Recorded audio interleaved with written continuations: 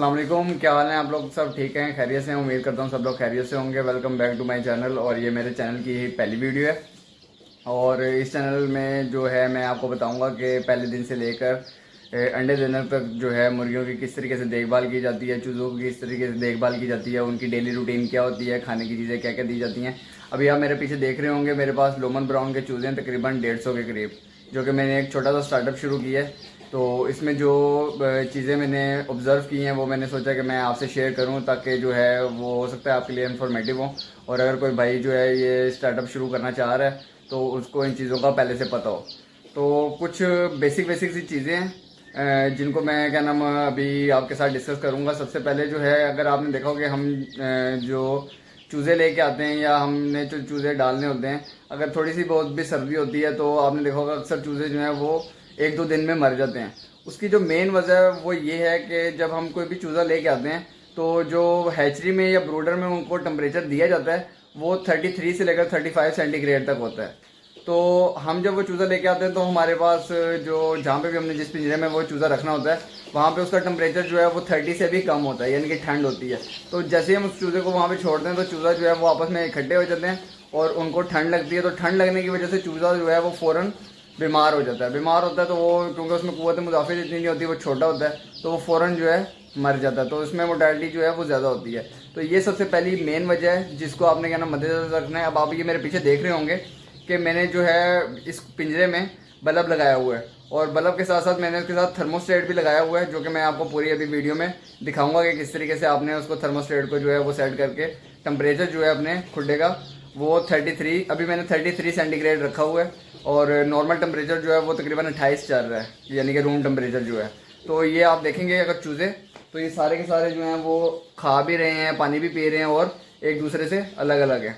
और दूसरी मेन चीज़ जो मैंने देखी, अभी मेरे पास ये चूज़ा तकरीबन आज तीसरा दिन है मेरे पास इन चूज़ों को।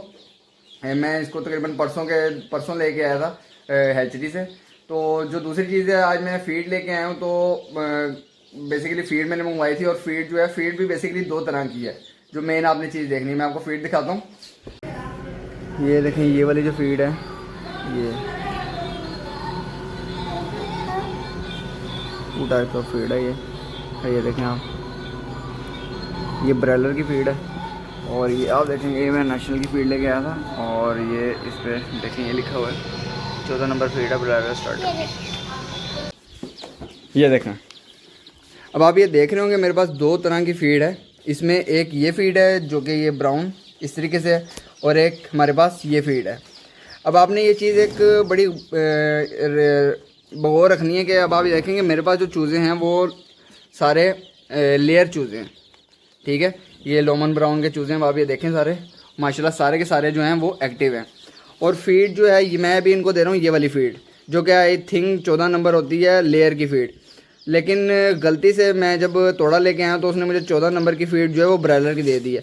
अब इसमें आप देखें, ये वाली जो फ़ीड है ब्रॉयलर की, ये ब्रॉयलर चूज़ों के लिए होती है, जो कि आप बाज़ारों से गोश्त वगैरह लेके खाते हैं उन मुर्गियों का, जो कि 45 दिन में मुर्गी तैयार हो जाती है। ये फ़ीड काफ़ी तेज़ होती है as compare to this feed के। तो हमने ये भी एक चीज़ एहतियात करनी है। इसमें होता कुछ नहीं, अगर आप इस फीड को भी थोड़ा सा क्या नाम प्रेस करके इन चूज़ों को खिलाएंगे ना तो ये खा लेंगे और इनकी ग्रोथ भी जल्दी होगी। लेकिन इस फीड का जो है ना, एक साइड इफ़ेक्ट ये हो सकता है कि क्योंकि ये फीड जो बनती है वो बनती है ब्रॉयलर चूज़ों के लिए, जिनकी या नाम आपने ग्रोथ जो है वो बहुत स्पीड से करनी होती है। अगर आप ये वाली फीड अपने इन लेयर चूज़ों को खिलाएंगे तो हो सकता है कि जो ये लेयर चूज़े हैं हमारे पास, इनमें इनकी ग्रोथ तो बहुत तेज़ी से हो। लेकिन आपको पता है कि हम लेयर चूज़े जो हैं मेन हमने वो रखने होते हैं किस लिए, उनकी हमने ग्रोथ करवानी होती है अंडों के लिए, यानी कि फ्यूचर में अंडे वगैरह सेल करने के लिए। तो ये वाली जो फीड है ये इन चूज़ों के ऊपर चर्बी चढ़ाती है। तो चर्बी अगर हो सकता है कि ज़्यादा हो जाए तो ये चूज़े जो हैं, ये अंडे जो हैं उनकी प्रोडक्शन को कम कर दें, हो सकता है।